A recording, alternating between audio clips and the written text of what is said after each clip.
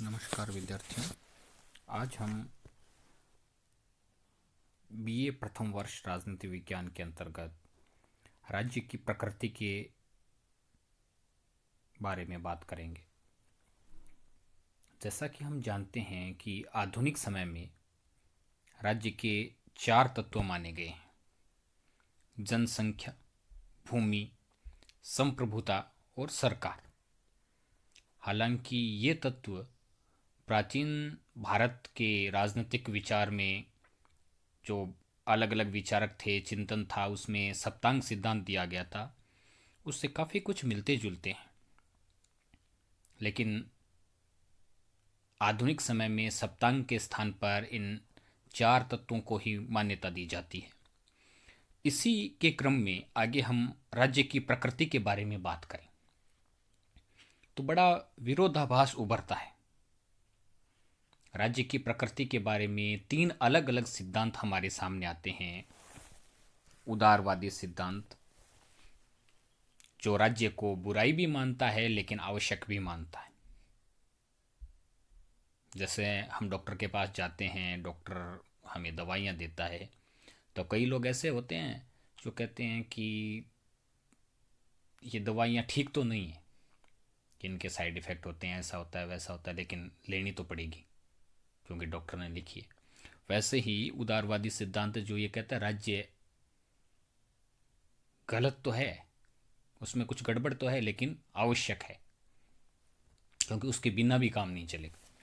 मार्क्सवादी सिद्धांत जो ये कहता है राज्य तो कोई काम की चीज़ है ही नहीं, और जब काम की नहीं है, केवल शोषण के लिए बनी है, तो इसको समाप्त कर देना चाहिए। गांधीवादी सिद्धांत जो राज्य की शक्ति को संदेह की दृष्टि से देखता है, उसे बुरा मानता है, लेकिन उन शक्तियों को नियंत्रित करते हुए फिर भी राज्य को बचाए रखना चाहता है। तो अब हम राज्य की प्रकृति के इन तीनों अलग अलग सिद्धांतों की क्रमशः विवेचना करेंगे। सबसे पहले अगर हम बात करते हैं उदारवादी सिद्धांत, तो हम जानते हैं कि राजनीतिक विचारधारा के अंतर्गत उदारवाद पश्चिमी दुनिया की देन है। उदारवादी सिद्धांत का जन्म अमेरिका, फ्रांस, ब्रिटेन, इन देशों में सबसे पहले माना जाता है। उदारवादी सिद्धांत के प्रमुख समर्थक विद्वान आपको स्क्रीन पे नाम भी दिखाई दे रहे होंगे: J.S. Mill, Friedman, Hobhouse, Keynes, Lindsay, Tawney, G.D.H. Cole, Ernest Barker, Laski, MacIver, ये सब विद्वान उदारवादी सिद्धांत के समर्थक हैं।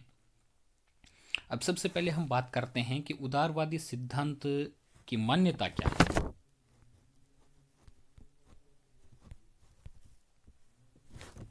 तो सबसे पहली चीज, उदारवादी सिद्धांत ये मानता है कि राज्य आवश्यक संस्था है जिसकी मानव को जरूरत है, चाहे राज्य भला हो चाहे बुरा हो।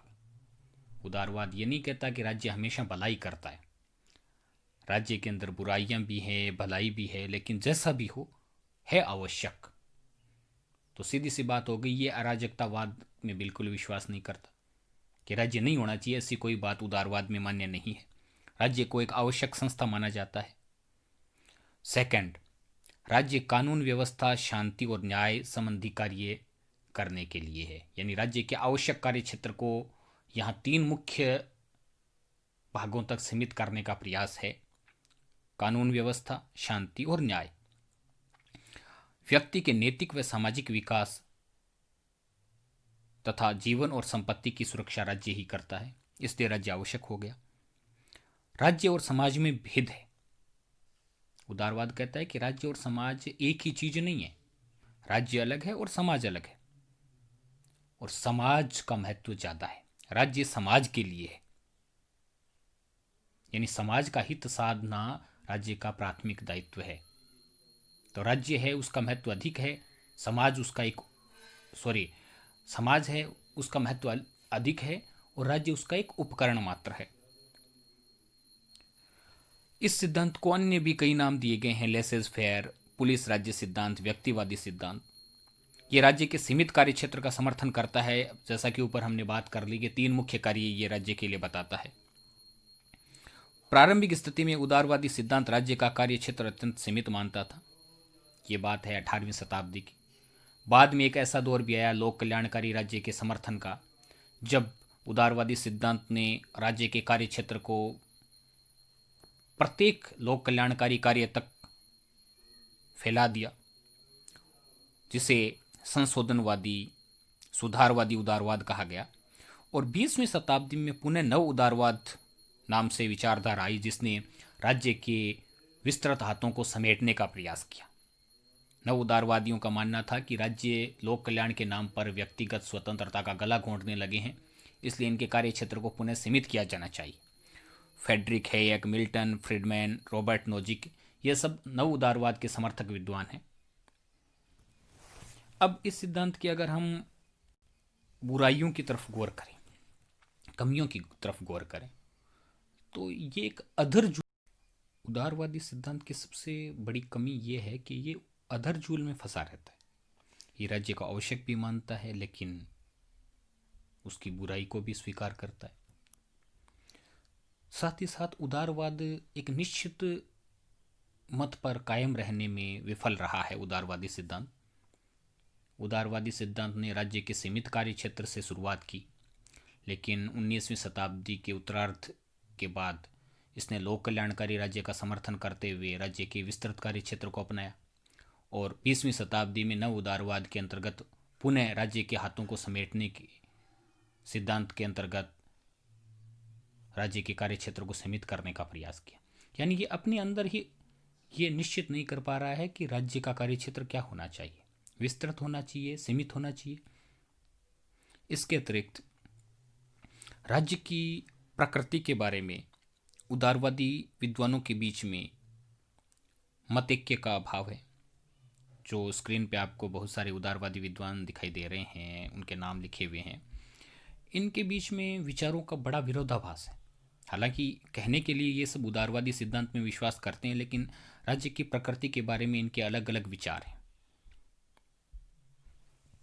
इसका तात्पर्य यह है कि उदारवादी जो सिद्धांत है वो राज्य की प्रकृति को स्पष्ट कर पाने में पूर्ण रूप से सफल नहीं हुआ है।